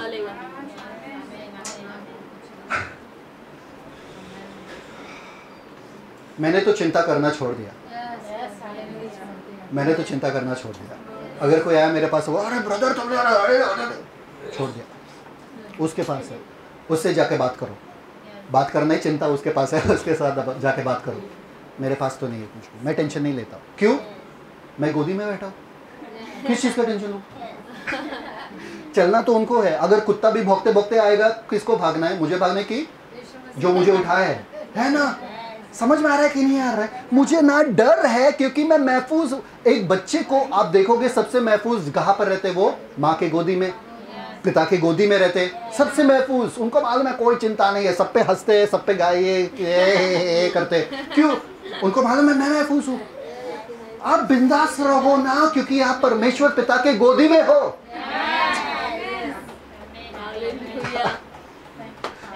बच्चा रो रहा है, बच्चा रोता है गोदी में जाने के लिए, जब गोदी में है रोता नहीं है। अगर आप रो रहे हो तो आप गोदी में नहीं हो, गोदी पे चढ़ जाओ। Okay, next 1 Corinthians 15:21। पहला कुरिन्थियों का 15 अध्याय उसका 21 वचन। गौर से सुनो, ये बहुत खूबसूरत है, गौर से सुनो। पहला कुरिन्थियों 15 का 21। ये वही रहस्यमय योजना के बारे में आप लोगों को दिखा रहा हूं मैं। ये देखो, योजना का खुलासा यहाँ पर हुआ है। 21 रीड। क्योंकि जब मनुष्य के द्वारा मृत्यु आई, मनुष्य के द्वारा क्या आई? मृत्यु। कौन सा मनुष्य? ये वाला, दो बैठे थे यहाँ पे, एस्तर, बड़ा वाला, आदम, बड़ा वाला बेटा। ओके, उसके द्वारा क्या है? मृत्यु। आगे, तो मनुष्य ही के द्वारा मरे हुओं का पुनरुत्थान भी आया। मनुष्य ही के द्वारा, इसलिए यीशु मसीह को मनुष्य ही बनना पड़ा, क्योंकि मनुष्य के द्वारा मृत्यु आया तो मनुष्य के द्वारा पुनरुत्थान भी आएगा। है कि नहीं? तो यीशु मसीह को मनुष्य बनना पड़ा ताकि पुनरुत्थान उनके द्वारा आए। आगे, थैंक यू फादर। और जैसे आदम में सब मरते हैं, जैसे आदम में सब मरते हैं, आगे, वैसे ही मसीह में सब जिलाए जाएंगे। मसीह में सब जिलाए जाएंगे। अरे मुझे बताओ, आपको यीशु मसीह क्यों नहीं चाहिए? बताओ मुझे। क्या क्या क्या क्या सोच के आप लोग बोलोगे कि मुझे यीशु मसीह नहीं चाहिए? आदम में मौत ही है, यीशु मसीह में ही जीवन है, यीशु मसीह में ही पुनरुत्थान है। समझ में आ रहा है कि नहीं आ रहा है? आगे रीड नेक्स्ट। परंतु हर एक अपनी अपनी बारी से पहला फल मसीह, फिर मसीह के आने पर उसके लोग। हाँ, इसके बाद अंत होगा। हाँ, उस समय अंत के बारे में सुनो। अब ये अंत कैसा होगा? ये परमेश्वर की योजना का सबसे सिद्ध, सबसे बड़ा वाला योजना है। अंत कैसे होगा बताओ?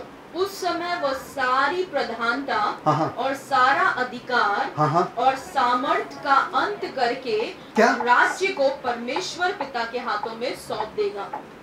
याद है मैंने कहा, ये बेटा जो आया है उसने सब साफ सफाई करके, सारे चोरों को भगा के, और उसने क्या किया? वापस से अपने पिता को दे दिया। यहाँ पर लिखा है सारे प्रधानताओं पर, सारे अधिकारों पर, सारे सामर्थ को अंत करके और राज्य को परमेश्वर पिता के हाथ में सौंप दिया। मतलब समझ में आ रहा है? मतलब एक ही राजा का राज्य होगा, यीशु मसीह। और कोई राजा वहाँ पर नहीं होगा, और कोई राज्य वहाँ पर नहीं होगा। एक ही राज्य होगा, एक ही राजा होगा, वो है यीशु मसीह। सब अंत करके पूरा का पूरा किंगडम वो परमेश्वर को सौंप देंगे।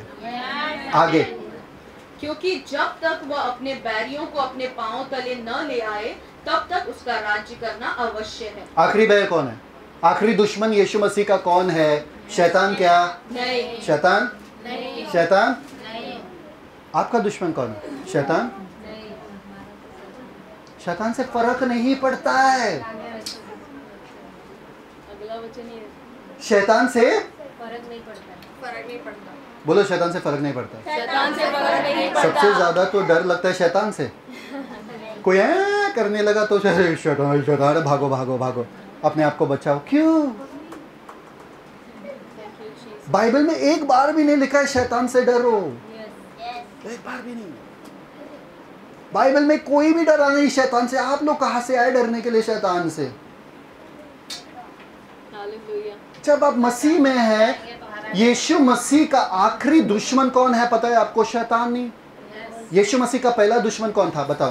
पाप। Good job. क्या था? पाप। और पाप की वजह से कौन आया? मृत्यु। तो आखिरी दुश्मन कौन रहेगा? मृत्यु। See the next verse. सबसे अंतिम बैरी जो नष्ट किया जाएगा वो मृत्यु है। मृत्यु है। अरे शैतान को यीशु मसीह ने ये भाव ही नहीं दिया। शैतान बोलता रहेगा अरे सबसे आखिरी मृत्यु है क्या? बाइबल में अगर प्रकाशित वाक्य पढ़ोगे, परमेश्वर ने शैतान को सिर्फ ऐसा फेंक दिया 1000 साल के लिए और उसको डाल दिया जेल में, और उसके बाद लाया वापस और वापस से फेंक दिया नरक के अग्नि में, वो अनंत काल के झील में फेंक दिया ऐसा फट करके। शैतान को बाइबल कभी भाव नहीं देता है। आप क्यों भाव दे रहे हो शैतान को? और शैतान मेरे पीछे पड़ा है, तो आपकी नजरें पीछे क्यों है? आपको पता चलेगा आपके पीछे कौन है जब आपके नजरें पीछे है ना। तो शैतान को मत देखो, शैतान को पीछे रहने दो ना, क्योंकि आप आगे बढ़ते जाओगे यीशु के साथ। आपके नजरें सिर्फ यीशु में होना चाहिए, यीशु पे होना चाहिए, और आप अपना दौड़ते रहो। जब एक आदमी दौड़ रहा है वो पीछे देख के नहीं दौड़ता है, आगे देख के दौड़ता है अपने पुरस्कार की तरफ। शैतान पे क्यों नजर है? शैतान ने, अरे शैतान ने मेरा आज पानी नहीं छोड़ा, शैतान ने ये किया, शैतान वो किया। क्रिस्ती के नाम आप लोग नहीं, बाहर के लोग ज्यादा शैतान हर चीज में दिखता है उनको। देखो आज मेरे पति ने मुझे जाने नहीं दिया, शैतान ने रोका मुझे। अरे कैसा रोक सकता है शैतान आपको? शैतान कहाँ है? आपके पैरों के नीचे है शैतान। शैतान ने मुझे रोका। अरे कोई आंधी तूफान आपको नहीं रोक सकता है। जो परमेश्वर ने बनाया आंधी तूफान वो आपको रोक नहीं सकता है। शैतान क्या चीज है? आगे। परंतु जब वह कहता है कि सब कुछ उसके अधीन कर दिया गया है, तो प्रत्यक्ष है कि जिसने सब कुछ उसके अधीन कर दिया वह आप अलग रहा। परमेश्वर ने सब कुछ अधीन किया यीशु मसीह के। परमेश्वर ने क्या किया? सब कुछ अधीन किया यीशु मसीह के। यीशु मसीह झाड़ से क्यों बात कर सकता था? पानी से क्यों बात कर सकता था? क्यों? मृत्यु से क्यों बात कर सकता था? क्योंकि सब कुछ उसके अधीन था। बीमारी, दुष्ट आत्माएं, सब अधीन था। उनको पता है। और मृत्यु ने कहा क्या? दुष्ट आत्मा ने कहा चल हम नहीं जा रहे, चल। नहीं, उनको भी पता है कि ये कौन है, कि हम लोग इनके अधीन है। इसलिए आपको किसी भी चीज से डरने की जरूरत नहीं है। आपके नल से आप बात कर सकते हो, आपके घर के गैस सिलेंडर से आप बात कर सकते हो। यीशु मसीह के नाम में आजा, चालू हो जा, हो जाएगा। अरे मैंने कितने बार अपने बाइक से बात किया, पेट्रोल नहीं था, मुझे लगा पेट्रोल तक पंप तक नहीं पहुंचूंगा। बात किया कितने बार। मैंने पैसों से बात किया, मेरे पास पैसा सडनली आ गया। क्यों नहीं बात कर सकते हो? आप बात कर सकते हो। आपको लगता है अरे ये तो निर्जीव वस्तु है, यीशु ने झाड़ से बात किया। आप झाड़ों से भी बात कर सकते हो। पता है ना, आप झाड़ से बात करोगे तो और खूबसूरत उगता है और खूबसूरत बन जाता है। हाँ है ना, प्रूफ है ना। आप बात ही नहीं करते हो क्योंकि आपको लगता है ये बेवकूफ़ी है। बेवकूफ़ी में ही समझदारी है। हाँ, फिर बेवकूफ़ी में ही समझदारी है। हड्डियों से बात करो, वो सुन सकते हैं। अपने नस से, अपने दिमाग से बात करो, सुन सकता है। इसलिए जब आप अपने पैर से बात करते हो, तुम किसके पैर हो पता है? तुम किसके बदन हो पता है? यीशु मसीह के बदन हो। तुम पवित्र आत्मा का मंदिर हो। तुम में कोई बीमारी रह नहीं सकता है। वो सुनता क्यों है? क्योंकि उसके पास कान है।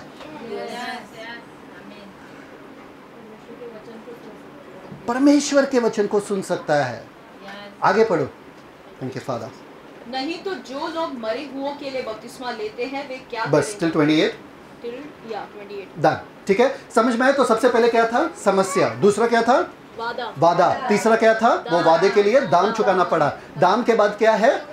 प्रोग्राम, मतलब योजना कि सब कुछ यीशु मसीह के नीचे। अब पांचवा मुद्दा, द प्लान। प्लान का मतलब क्या है? योजना। योजना, the plan, family reunion, the plan. अभी इसमें एक सवाल उठता है, चलो हमको पता है कि वो परिवार टूट गया था आदम के वजह से, ओके, परमेश्वर के वादों की वजह से वो परिवार वापस आने वाला था, उसके लिए यीशु मसीह ने दाम चुकाया और यीशु मसीह के अधीन सब कुछ है। सवाल ये उठता है, अब हम क्या करें? सवाल उठता है कि नहीं उठता है? अब हम क्या करें? 5 चीज़ आपको करना है, याद रखना 5 चीज़। सबसे पहले बी प्रिपेयर्ड, तैयार रहो। सबसे पहले तैयार रहो। सबसे पहले क्या करना है आपको? तैयार रहो। ठीक है, फैमिली रियूनियन, तैयार रहो। 1 Corinthians 1:23, 1 Corinthians 1:23। पहला कुरिन्थियों 1:23। परंतु हम तो उस क्रूस पर चढ़ाए हुए मसीह का प्रचार करते हैं, जो यहूदियों के लिए ठोकर का कारण और अन्य जातियों के लिए मूर्खता है, परंतु जो बुलाए हुए हैं, क्या यहूदी क्या यूनानी, उनके निकट मसीह परमेश्वर की सामर्थ और परमेश्वर का ज्ञान है। परमेश्वर का सामर्थ और परमेश्वर का ज्ञान है।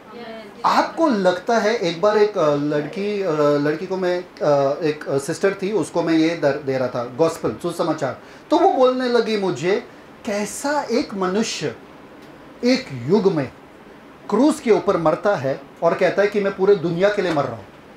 कैसा पॉसिबल? इसमें कहाँ समझदारी है, इसमें कहाँ ये है? वो मरा किधर? और ऐसा हो गया जैसे कि गांधी जी मरे यहाँ पे और बोले कि पूरे दुनिया के लिए मैं मर रहा हूँ। ऐसा चलेगा क्या? सब लोग मानेंगे क्या? तो क्यों माने उनको कि यीशु मसीह एक जगह पे गए और वहां पर मरे और पूरे दुनिया के लिए मरे? किसी के पास जवाब है क्या? क्या? जैसे आदम ने पाप पूरी दुनिया में लेकर आया मृत्यु, वैसे एक मनुष्य के द्वारा छुटकारा पूरा दुनिया पाप में है और उनको पाप का दंड कौन देता है? परमेश्वर। परमेश्वर के सामने होना चाहिए था, जरूरी है ना? या पूरी दुनिया के सामने जरूरी है? दंड कौन देने वाला है पूरी दुनिया को? परमेश्वर है, क्योंकि पाप किसने किया? मनुष्य ने किया, और परमेश्वर ने ऑलरेडी बोला कि उसके ऊपर दंड रहेगा। तो परमेश्वर के सामने बलिदान होना जरूरी था। तो यीशु मसीह ने परमेश्वर के सामने बलिदान दे दिया, दाम चुकाया बाकी लोगों के लिए। अभी आपका जो घर है, आपके ग्रैंडफादर या पूर्वजों ने जो खरीदा, तभी आप थे क्या वहां पे? आप नहीं बोल सकते क्या कि मेरे ग्रैंडफादर ने खरीदा था घर, तो मेरा कैसा हो गया? नहीं, मुझे नहीं मालूम कि वो खरीदा कि नहीं खरीदा, मैं किधर और रहूंगा। बोल सकते क्या? आप विश्वास करते हो, नहीं ये मेरा घर है क्योंकि मेरे पूर्वजों ने खरीदा था, तभी आप थे नहीं, पर फिर भी विश्वास करते हो ना? वैसे ही यीशु मसीह का मृत्यु है, तभी आप थे नहीं, पर फिर भी आपको विश्वास करना है कि उनके वजह से आज आप आजाद हो। समझ में आ रहा है कि नहीं आ रहा है? यही खूबसूरती है पूरे सुसमाचार का। ठीक है, नेक्स्ट ये क्या कहता है? पौलुस कहता है यहाँ पे कि हम प्रचार करते हैं, भले आपको मूर्खता लगता है, भले लोग कहते हैं अरे क्या यीशु यीशु के बारे में बात करो, क्या यीशु यीशु, मेरे पास ये है, मेरे पास वो है, क्या यीशु यीशु यीशु, मूर्खता लगता है आपको, पर आप बेवकूफ मत बनो, क्योंकि उस मूर्खता में खूबसूरती है। क्योंकि जिसने भी उस मूर्खता को एक्सेप्ट किया, ग्रहण किया, उनको परमेश्वर का सामर्थ्य ने छू लिया और उनका जीवन बदल गया। हालेलुया, आमीन। हमको पूछो ये सुसमाचार का मतलब क्या है? हमारा जीवन बदल चुका है। हम दूसरों लोगों के जैसे टेंशन नहीं लेते। हमारे कंपनी में जाके देखते हैं ना, अरे बाकी सब इतने टेंशन में, अरे सब थके हुए, सब टेंशन में। हम बिंदास आते लेते कॉल्स, इसलिए हमको कमांडर बोलते हैं वो लोग, कंपनी में कमांडर बोलते हैं, क्योंकि उनको मालूम है ये सबसे अव्वल ही रहता है। क्यों? क्योंकि परमेश्वर है हमारे पास। जब परमेश्वर है हमारे पास, हमारा जीवन अलग हो जाता है। हमको वो सामर्थ का महत्व पता चला। आमेन।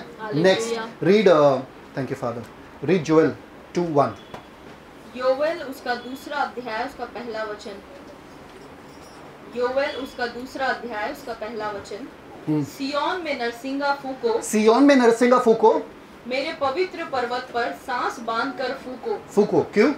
देश के सब रहने वाले कांप उठो, क्योंकि यहोवा का दिन आता है, वरन वह निकट ही है। वरन वो निकट ही है। परमेश्वर का ये अंत वाला योजना अब आ रहा है। ये समय नहीं है कि आप अपने दुनिया में खो जाए। ये समय नहीं है कि आप अपने ये फालतू बातों में खो जाए और अपना मन लगाए। ये समय है तैयारी का, ये समय तैयार रहने का, क्योंकि अब निकट आ चुका है। वो समय आ चुका है जब सब कुछ यीशु मसीह के अधीन हो जाएगा और हम लोग इस दुनिया पे राज्य करेंगे। समझ में आ रहा है कि नहीं आ रहा है? आप तैयार हो क्या? आप तैयार हो क्या? ज़ेफन्याह 1:14। सपन्या उसका पहला अध्याय उसका 14 वचन। सपन्या उसका पहला अध्याय उसका 14 वचन। यहोवा का भयानक दिन निकट है, वह बहुत वेग से समीप चला आता है। यहोवा के दिन का शब्द सुन पड़ता है, वहाँ वीर दुख के मारे चिल्लाता है। एक मिनट, क्या यहोवा का दिन का शब्द सुनाई देता है, सुन पड़ता है। किसी को सुनाई दे रहा है क्या? किसी को सुनाई दे रहा है?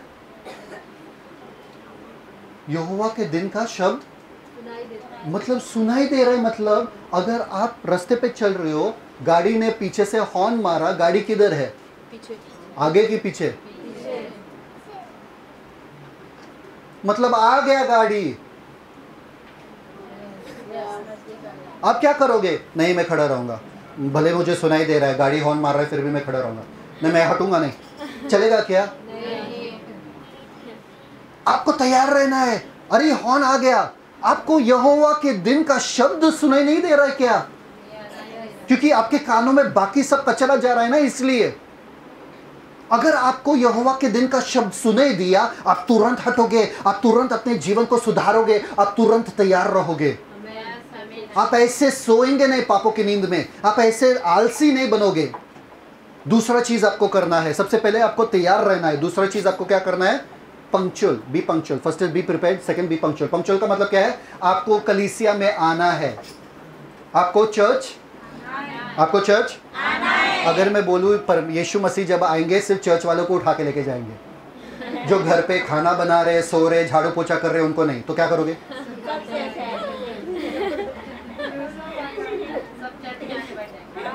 और फिर आप आओगे, अरे कहाँ गए ये चर्च वाले? अरे उड़ गए, खत्म। पंखा चल रहा है यहाँ पे, सब चल रहा है, माइक वाइक सब है, ठम करके उड़ गए। क्या करोगे आप? मैं बोल रहा हूँ यीशु मसीह कलीसिया के लिए वापस आ रहे, जो कलीसिया में है उनको उठा के लेके जाएंगे, घर वालों को छोड़ देंगे ना। आपको रहना, वापस रहो घर पे। फिर आपका एक गलत डिसीजन, निर्णय की वजह से, आपको पता नहीं है, आपको एक गलत निर्णय की वजह से आप पीछे रह जाओगे। हो सकता है। कलीसिया में आना जरूरी है। 10:25 हिब्रूज 10:25 लिखा है, हाँ बाइबल में लिखा है, मैं ऐसे ही नहीं बोल रहा हूँ। इब्रानी 10:25। इब्रानियों 10वां अध्याय का 25वां वचन। और एक दूसरे के साथ इकट्ठा होना न छोड़े। क्या क्या क्या? एक दूसरे के साथ इकट्ठा होना न छोड़े। क्यों? जैसे कि कितनों की रीति है, जैसों की कितनों की रीति है। पर एक दूसरे को समझाते रहें, और ज्यों-ज्यों उस दिन एक मिनट, एक दूसरे को समझाते रहे। हम आपके पीछे क्यों पड़े रहते हैं? चर्च में आए हो, चर्च में आओ, चर्च में आओ। नहीं हमारा काम है, नहीं हमको काम पे जाना है, नहीं हमको घर पे रहना है, ना हमको ये करना है वो करना है। क्यों? कितनों की रीति ऐसा है जो वो कलीसिया नहीं आते हैं। अरे कितने लोग ऐसे हैं जो परमेश्वर यीशु मसीह से नाराज है और बोलते हैं हम कलीसिया जाएंगे नहीं। अरे वाह, रहो फिर, मत आओ। किसका घाटा हो रहा है?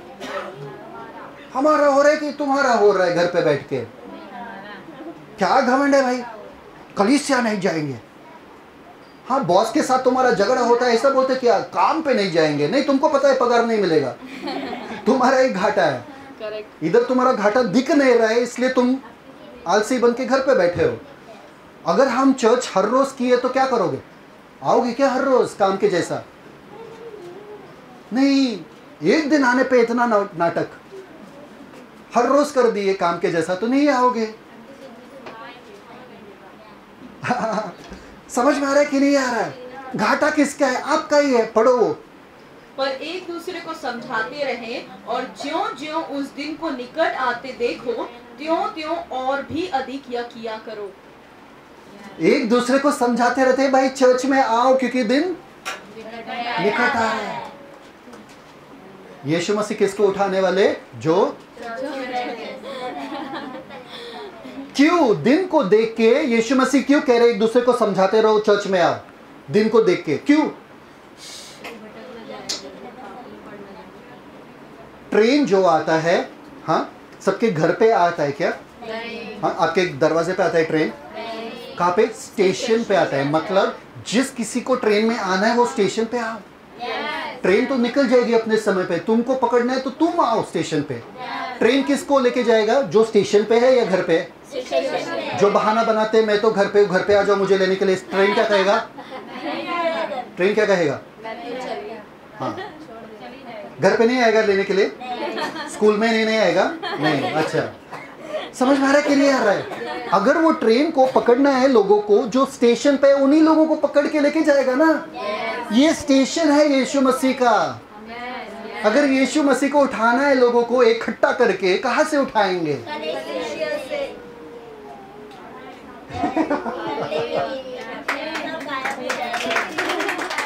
बाप रे बाप, आप सोचो वो संडे जो आपने तय कर लिया, आज नहीं जाएंगे चर्च में, उसी संडे अगर यीशु मसीह आए तो आप लोग बस ठीक है। उसके बाद दूसरा, पहला वाला क्या था? तैयार रहो। दूसरा वाला चर्च में आओ। तीसरा वाला प्रार्थना करो। 1 पीटर 4:7 किसी को मालूम है बाय हार्ट? पहला पतरस 4:7। यस, पहला पतरस उसका 4था अध्याय उसका 7वां वचन। सब बातों का अंत तुरंत होने वाला है। सब बातों का अंत तुरंत होने वाला। सब लोग बोलो तुरंत। तुरंत तुरंत तुरंत का मतलब क्या है? तुरंत। अभी तुरंत होने वाला है, मतलब क्षण भर में, मतलब आपके पलक झपकते ही तुरंत खत्म। अर्थक्वेक मालूम है? अर्थक्वेक हुआ टर्की में, सीरिया में अर्थक्वेक हुआ, सबको पता है। भूकंप आया, उनको नहीं पता था कि भूकंप आने वाला है। तुरंत भूकंप आया, सब तहस नहस हो गया, लोगों को भागने का जगह नहीं था, पूरा था एक झटके में। अगर एक झटके में तुरंत सब चीज का अंत हो जाएगा, क्या करोगे आप? आपका कपड़ा, हाँ? आपका पैसा, आपका ज्वेलरी सब संभालोगे क्या? अगर आपको पता आपका घर बर्बाद हो रहा है, क्या करोगे आप? पहले भागोगे अपना जान बचा के ना, बाकी सब कुछ लोगे क्या अंदर से? फिर किस चीज के लिए आप समेट रहे हो, बचा के रख रहे हो सब? अगर अंत होने वाला है, आप ऊपर कैसे जाओगे मालूम है क्या? इन कपड़ों में? हाँ, गोल्ड रिंग वगैरह के साथ जाओगे ऊपर? हाँ, बाल मेकअप के साथ? ज्यादा डर तो स्वर्ग में लगेगा लोगों को बिना मेकअप का देखे तो। अरे यार मेकअप नहीं डाला, फाउंडेशन नहीं डाला, ऐसे दिख रहे हो। नहीं, बहुत खूबसूरत लगोगे स्वर्ग में, बिना मेकअप का, बिना ज्वेलरी का, बिना, क्योंकि परमेश्वर का रोशनी आपके चेहरे से चमकेगा। आमीन। कोई मेकअप की जरूरत नहीं है। समझ में आ रहा है? तो हम लोग ऐसे ही उठाए जाएंगे जैसे हम है, कुछ ये सब रखने की जरूरत नहीं है। इन चीजों पे मन मत लगाना, ये सब नाशवंत चीजें हैं। आमीन। रीड।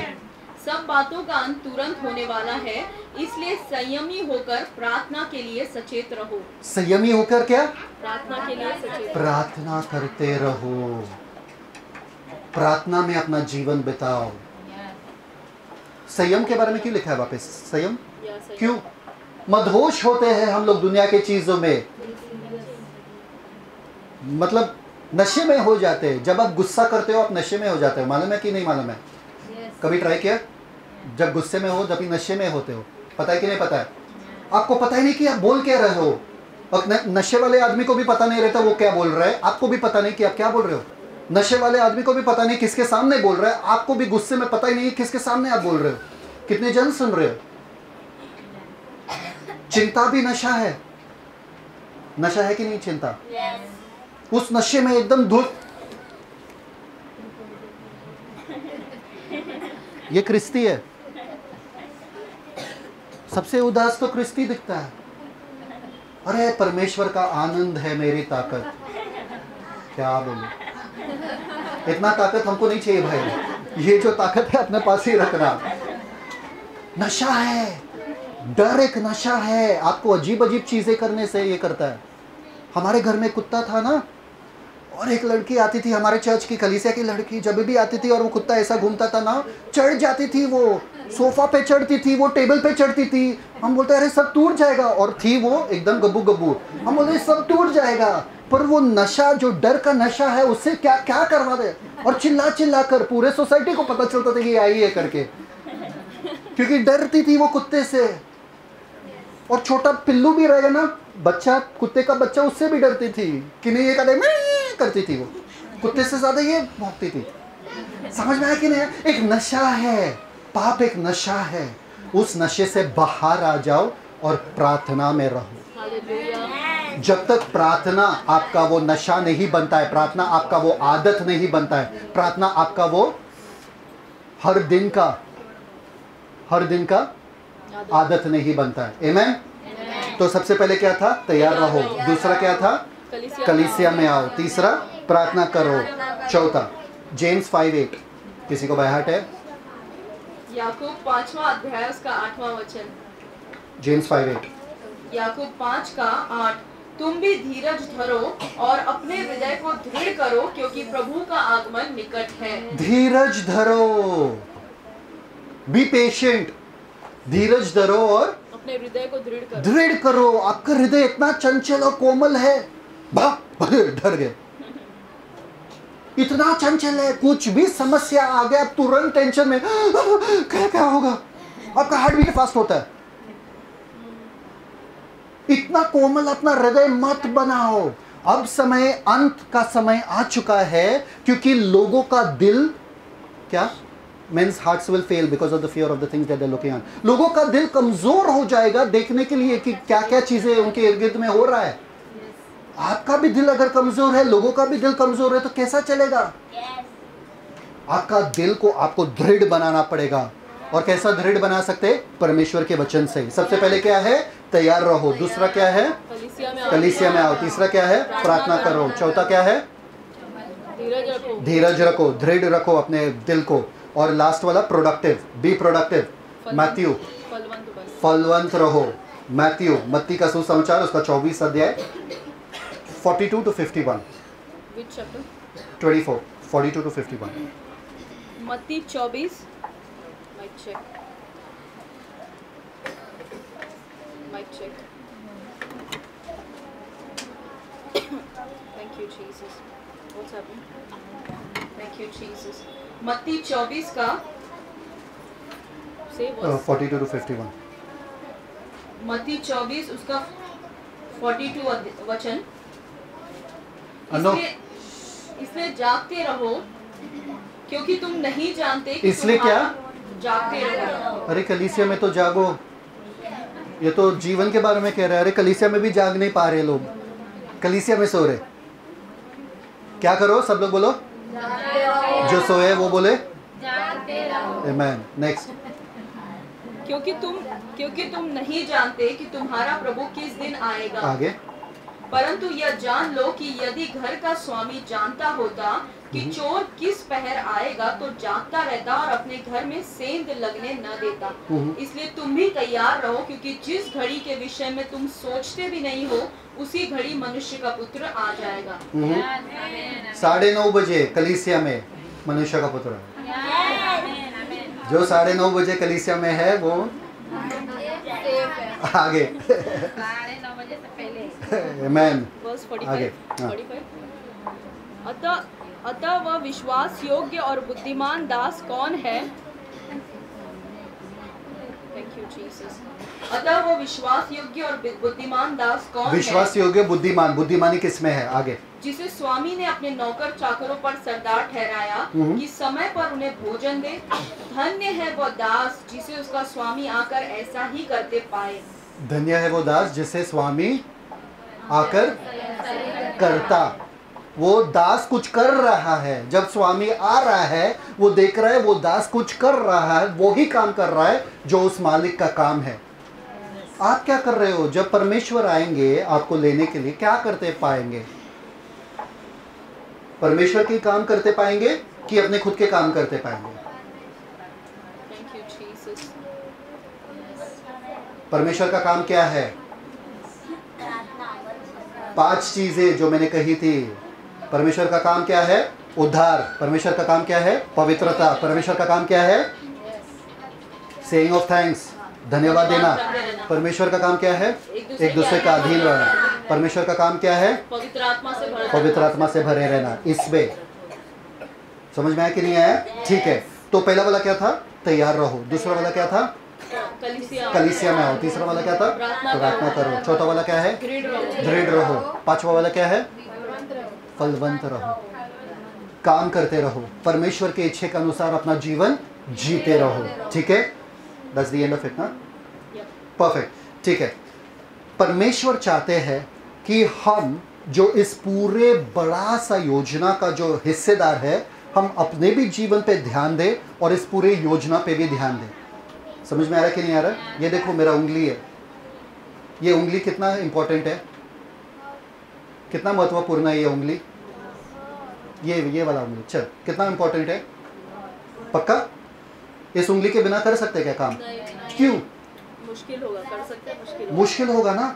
इस उंगली को चोट लगती है, कभी वो क्या बोलते हैं, वो लकड़ी का ये पीस गया अंदर, कभी लकड़ी का वो छोटा ये जाता है अंदर ना, कभी तिनका जाता है कि नहीं जाता है? कभी किसको चोट आता है? कहाँ से आवाज आता है? मुंह से। अरे मुंह को क्या लेना देना इस उंगली से? पर ये उंगली बहुत ही महत्वपूर्ण है इस पूरे शरीर के लिए। वैसे ही आप महत्वपूर्ण है परमेश्वर के इस बड़े योजना के लिए। समझ में आए? जब आपके साथ कुछ होता है परमेश्वर को भी लगता है। समझ में आया? आपका दिमाग जो है, ये सर जो है परमेश्वर है, ये हाथ जो है ये यीशु मसीह है, और ये जो उंगली है वो आप हो। जुड़े हैं। कैसे जुड़े पता है? नसों से। अगर इधर कुछ होता है, इधर दुख होता है। कौन सा नस? पवित्र आत्मा। पवित्र आत्मा के द्वारा, पवित्र आत्मा के द्वारा आप यीशु से जुड़े हो, और पवित्र आत्मा के द्वारा यीशु मसीह परमेश्वर से जुड़े, और आप यीशु परमेश्वर से जुड़े हैं पवित्र आत्मा के द्वारा। जितना मैंने यीशु मसीह रखते हैं पूरे योजना में, जितना इंपॉर्टेंट परमेश्वर है उतना ही इंपॉर्टेंट आपका रहना भी है। आप कम, अपने आप को कम मत समझो। परमेश्वर ने आपके लिए दाम भरा। इसलिए अगर आपको पता है कि मैं इतने बड़े योजना का सहभागिता हूँ या भाग हूँ, तो मैं अपना जीवन कैसा जीऊँगा? अरे बाप रे बाप, अभी मैं बोलूँगा, अगर एक बड़े कंपनी का आप मालिक हो गए, ये लो चाबी, आज आप प्रिंसिपल हो पूरे स्कूल का, आप कैसे चलोगे?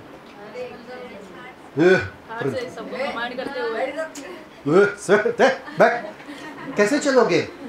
क्योंकि आपको मालूम है ये स्कूल का नाम अब आपके ऊपर है ना एस्टर? आपको पूरे स्कूल का प्रिंसिपल बनाया एक दिन के लिए, क्या करोगे आप?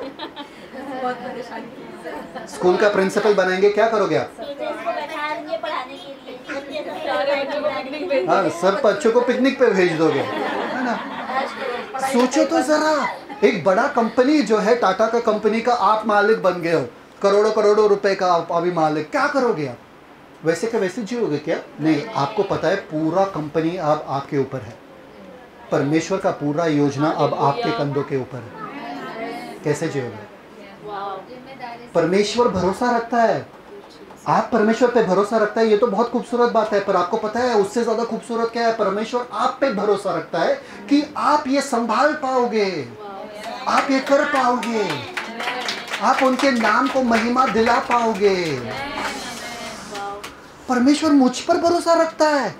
अरे मेरे पत्नी या मेरे जो भी है माँ अगर मुझ पे भरोसा रखता है तो भी समझ में आता है, क्योंकि उनको बहुत सारी चीजें दिखते नहीं है मेरे जीवन का। परमेश्वर को मेरा पूरा जीवन दिखता है, फिर भी भरोसा करता है मुझ पे। परमेश्वर कहता है पूरे दुनिया को अधीन लाने वाला हूं मैं, अपने अंदर यीशु मसीह के नीचे लाने वाला हूं। इस बड़े से योजना में आप अहम हिस्सा हो।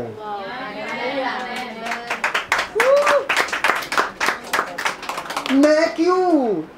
पता नहीं, क्योंकि आपने यीशु को अपनाया, क्योंकि आपने यीशु को प्रभु माना। परमेश्वर ने बोला मेरा सारा पैसा, मेरा सारा सब कुछ अब तुम्हारे पे है। घोड़े को भागना ही पड़ेगा। अभी चलो बोलो, घोड़े को भागना पड़ेगा। एक हाथ में आइसक्रीम है, एक हाथ में क्या है? आइसक्रीम। दूसरे हाथ में मोमबत्ती, दूसरे हाथ में पिघलता कौन सा है? दोनों।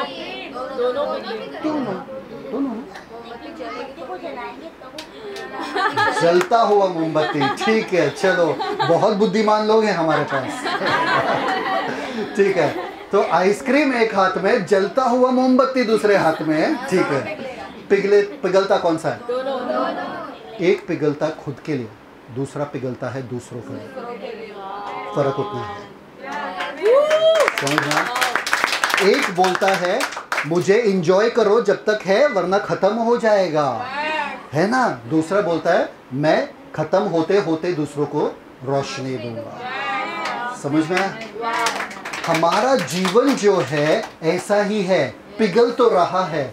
हम या तो आइसक्रीम बन के पिघल सकते हैं अपने खुद के लिए जी के, या तो मोमबत्ती दूसरों को रोशनी देके। आपको क्या बनना है? मोमबत्ती, जलते हुए मोमबत्ती बनना है। समझ में आया कि नहीं है? एक बार एक आदमी था जिसने बहुत क्या बोलते हैं उसको, दाग की बारी लगाई थी, और उसने बहुत खूबसूरत से सब तैयारी कर दिया था और एकदम टावर वावर सब बांध दिया था और खूबसूरत से पूरा गार्डन तैयार किया। और उसने सोचा मैं किधर और बाहर जा रहा हूँ तो मैं कुछ लोगों को मैं रेंट पे दे दूंगा, किराए पे दे दूंगा मेरा दाग का बारी। तो उन्होंने किराए पे दे दिया। किराए पे देने के बाद वो सारे के सारे लोगों को क्या हो गया, किराए पे देने के बाद लोगों को क्या लगता है ये घर अपना ही है, कुछ भी करो घर में, है ना, लगता है कि नहीं लगता है। तो इन लोगों ने उस पर कब्जा कर लिया। अभी वो मालिक ने कुछ सेवकों को भेजा और बोला जाके उस दाग के बारी से फल लाओ। जब ये सेवक लोग आए फल लेने के लिए, ये जो किराएदार थे वो बैठे थे वहां पे, उन्होंने बोला अरे ये कौन है, चलो इनको मारते हैं। तो सेवकों को मारा, भगाया, पीट के वापस से भेज दिया। दूसरे मालिक ने दूसरे सेवकों को भेजा, जाओ वापस से उनके पास जाओ और फल लेकर आओ। उनको भी पकड़ के उन्होंने मारा, उन्होंने खत्म किया, उनका कत्ल किया, उनको वही के वही छोड़ दिया। आखिर में मालिक ने क्या कहा, मैं अपने खुद के बेटे को भेजता हूं, जिससे मैं बहुत प्यार करता हूं, मैं खुद के बेटे को भेजता हूं। बेटे को देख के उन लोगों ने क्या सोचा, वारिस तो यही है, अगर इसको खत्म कर दिए तो पूरा दाग का बारी हमारा है। वो बूढ़ा आदमी आकर कुछ नहीं कर पाएगा क्योंकि उसका भी वारिस है नहीं, तो अपना ही हो जाएगा, चलो इसको खत्म कर देते। वो बेटे को लेकर उन्होंने खत्म कर दिया। अब सवाल ये है, जब वो मालिक वापस आएगा इन लोगों किराएदारों के साथ क्या करेगा?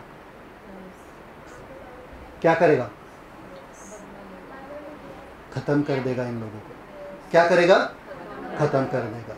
यही हुआ है, यही परमेश्वर का योजना है। एक खूबसूरत का दाग का बारी परमेश्वर ने बनाया था, परमेश्वर ने मनुष्य को दिया, मनुष्य ने उसको बर्बाद किया। परमेश्वर बार बार अपने नबियों को भेजते रहे, परमेश्वर बार बार अपने भविष्यद्वक्ताओं को भेजते रहे, मन फिराओ, मेरे पास आओ, फलवंत चीजें करो, मन फिराओ। वो नहीं किए। उन्होंने परमेश्वर के लोगों को तुच्छ जाना, परमेश्वर के लोगों को जलाया, परमेश्वर के लोगों को खत्म कर दिया। आखिर में उन्होंने अपने खुद के बेटे को भेजा, यीशु मसीह को भेजा। और क्या हुआ यीशु मसीह के साथ? यीशु मसीह को खुद क्रूस के ऊपर टंगा के वो लोग सोचे कि अब कौन हमें रोक सकता है। परमेश्वर एक दिन आ रहा है वापस, वही यीशु मसीह वापस आ रहे। और यीशु मसीह क्या करेंगे? अपना दाग का बारी वापस लेने वाले। सवाल ये है कि आप किसके साइड पे हो? वो साइड पे हो जहाँ पर सारे बकरी है, या ये साइड पे हो जहाँ पर सारे भेड़ है? क्योंकि यीशु मसीह के वचन में लिखा है वो आ रहा है भेड़ और बकरी को अलग करने के लिए। आप योजना के पार्ट हो, आप योजना के हिस्सा हो परमेश्वर के। अपने आप को कम मत समझना, अपने जीवन को परमेश्वर के हवाले करके जीना, यही आपका जिम्मेदारी है। आमीन। खुद के लिए मत जीना, मोमबत्ती बन के जीना। आमीन। पिता परमेश्वर, धन्यवाद देते सुंदर समय के लिए, आपके वचन के लिए धन्यवाद देते कि आपने हमसे बातें की है। धन्यवाद कि आपके वचन में, इफिसियों के किताब में उसका पहला अध्याय 10वां वचन में लिखा है कि आपका बहुत बड़ा योजना है, इसलिए आपने हमारे जीवन को उस योजना के हिस्सा बना दिया और अहम हिस्सा बना दिया। एक ऐसा अहम हिस्सा बना दिया उस योजना का कि अब हमारा जीवन साधारण नहीं रहेगा पिता। हम जानते हैं कि हमारे जीवन में हम हमेशा हमेशा उस योजना को लेकर ही हम जिएंगे पिता। हम तैयारी में जिएंगे पिता, हम चर्च कलीसिया में आके जिएंगे पिता, हम हमेशा प्रार्थना में निरंतर बन के दृढ़ बनकर जिएंगे पिता परमेश्वर, और हम फलवंत बन के जिएंगे पिता।